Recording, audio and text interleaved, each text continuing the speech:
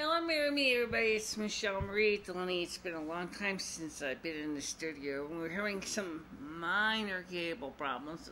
This time it's an audio issue. But we still have video problems too with wiring. So we will be having to make do with what we got. Today's Bcast is the first in a long line of Bcast. We temporarily had suspended them during the summer months because it was too hot outside to really do much in the studio. It's still hot outside. It's still 31 degrees Celsius right now. And because of that, and because of I like to keep the Bcasts relatively short, we are going to do our best to make these relatively quick. Yesterday's live stream with Sherry Heaton was very interesting. Again, it resulted in a lot of questions, and they were bordering on so many areas that I really couldn't even begin to answer half of them.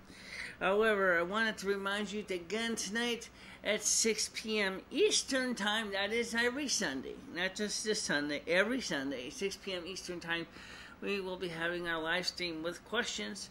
All you have to do is be a registered YouTube person, and you can be participating in the chat.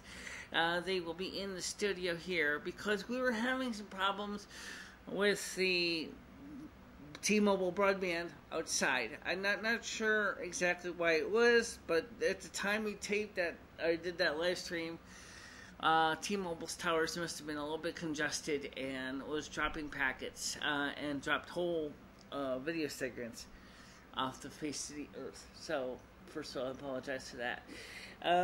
These videos in the studio, this one's in color, but normally they would be in color. But, now, you'll notice that the video in this picture is a very high quality standard definition. Unfortunately, by the time YouTube gets to it, it's going to take this 720 by 576 25 frames per second PAL video and turn it into chop suey. And it's because there is no video stream format for 576p, although if I was to really get under YouTube's grill, I would say is, hey, I want a 576p as an option in addition to 480 and 360 and 240 and 144, etc., etc. But I don't have that good a choice, so we have to deal with it. Now, one of the questions that we did talk about last night, and we thought we'd talk about briefly, is people kept asking about multiple personality disorder, or as it says in the DSM-5, dissociative identity disorder, or DID. I don't have the DSM-5 right here, but I did read it, so I will tell you what it says. It says that dissociative identity disorder is a disorder usually brought on upon by trauma. Trauma such as maybe from similar to post-traumatic stress disorder, symptoms that can cause PTSD can also cause DID, or MPD, these three known as.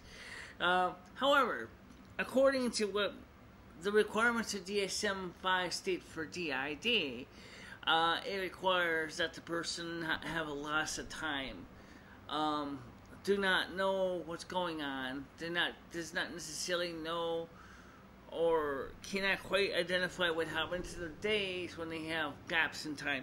I can come up with a couple examples that may be more familiar with the alcoholics in the audience. And that is that some people get drunk to the point that they can't remember nothing from the next day.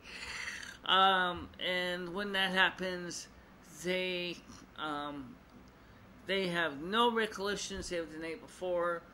They don't know why they got that arrest, why they're sitting in the clink, or they may not know who that woman is that they're laying in bed next to, or any of that, but rather just know is they woke up and they're sitting in a hotel room, or like Boxcar Willie says, peering through the bars. You think about what that would mean to a person's self-esteem. Well, dissociative identity personality, dissociative identity disorder was a coping strategy that they built to deal with traumatic events in their life. Maybe a rape, a molestation, maybe seeing a murder, anything. So our body begins to compartmentalize the brain into little places where it can file these very painful memories and put them away in a safe place that we will probably not easily access them. Lomi and I are not disassociative. We are associative.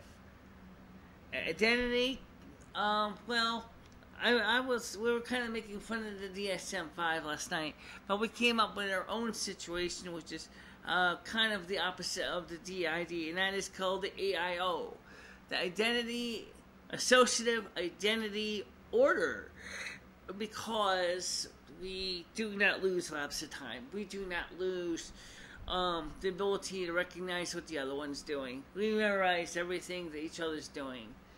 And we work together as a team in concert, in unison, to keep our lives together. So that's quite different than multiple personality disorder or DID, which is it's now known as in the DSM-5. There's not really much discussion about the DID condition other than the few short paragraphs in the DSM-5 recording that it is a traumatic response by cauterizing, if you will, the painful memories from the brain by compartmentalizing them under another identity. It's certainly different. It's different, but you know what? I'm going to say one thing. People have also asked if Michele and me are also attention-seeking behavior. Yes, they have asked that. Let me just say this much, because Michele likes to keep these bcasts short. No. No, it's not attention-seeking behavior. Michele is uniquely her own self, and she doesn't need to use me as a way to get comical relief out of my expense. No, that's not Michele, and that's not what she does. And this is certainly no tomfoolery about disorder. It is life-threatening. It is debilitating. What are you picking up? Dory left this wrappers for her film package. Oh, okay. Now, next topic is what's going to happen now that we have decided that for the majority of the cases that we're not going to be doing live streams anymore every day. Michele will explain that to you. What we're going to do is we're going to go back to the older system that we were doing because it's shorter and it's more concise and simplifies things. And we'll still be answering your questions on Sunday in a live stream. And that will continue. If those questions continue to be fruitful and we have many good questions and they continue to warrant another separate day, we'll consider having another day of the week where we can sit down at the computer, read your questions, and respond to them on the machine. Great. And I gotta work on a video on my channel too. I haven't done one in a long time. Yes, you do. Okay. Now, the weather for the next few days is going to still be kind of hot for the next 3-4 days, but then it will we'll start to see more October-like weather, as of course we are now in autumn. We just started autumn. Mabon was on the 22nd of the month of September, and we are now in the next few days afterwards. I don't have the calendar handy. I would say it's probably the 27th, maybe? No. Let's see. Thursday was the 23rd. Friday was the 23rd.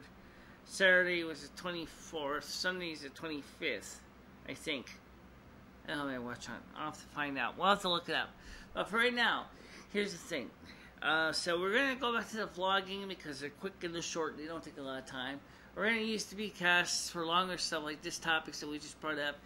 And we're still going to do a few live streams a month, but not as many because it was getting really, really complicated. People absolutely did not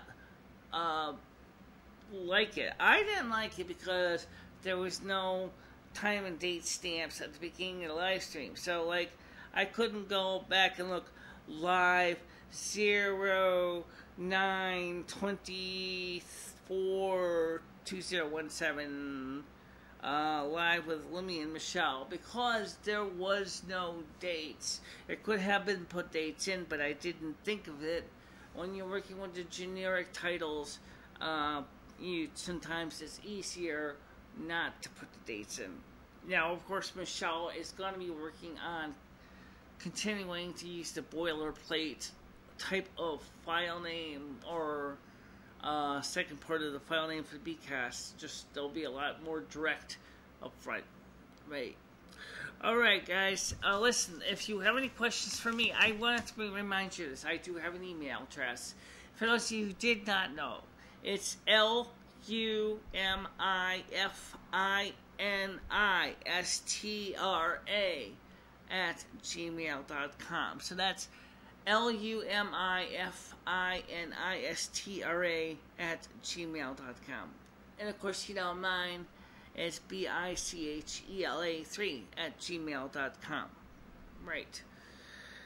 And by the way, for those of you who were told horrible things that your Yahoo Mail wasn't going to work unless you upgraded your iOS, that is incorrect. Mine still works fine. But then again, I have mine to set up to support my older IMAP clients, so maybe that's why. Possible. Alright, that's it for now. See you soon. See you tonight at 6 o'clock Eastern Time. Okay? Bye-bye. Bye-bye, everybody.